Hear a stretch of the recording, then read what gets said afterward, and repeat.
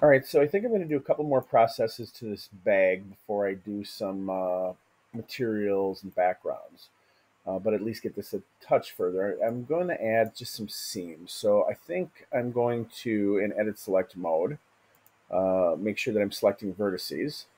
And I think I'll grab one of these vertices, and then if I hold the control button down while doing so, and then select another vertex, it will grab everything in between that is the shortest distance. And then I think what I'm going to do is just kind of do a G to grab on X, so G X, and then I'll just type in minus 0.1, and you get just a little bit of a seam happening there, a little bit of a indentation, like if this is a plastic bag that's ripped. And then on the other side, I think I'll do the same thing.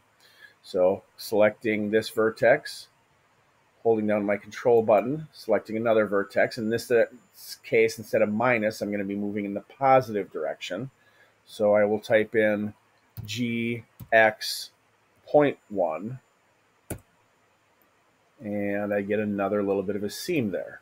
Maybe down below I'll do something similar as well. Let's just grab one of these, although I'm not quite sure. Let me hit the period and give this a little bit of thought.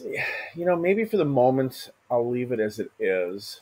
Uh, Maybe I'll go back up to the top though. I'm selecting a vertex. I'm pushing the period on my keypad, if you have a keypad, and then you're able to zoom in. But maybe I'll do the same thing on the top. So I'll just go and I'll select a vertex on this side. I'll go and select a vertex while holding down the control button on the opposite end.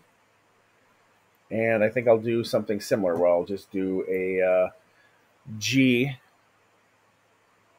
and then Z, and we'll just do the same thing, minus 0.1. And if we zoom in, we'll see that we created a little bit of a seam there as well.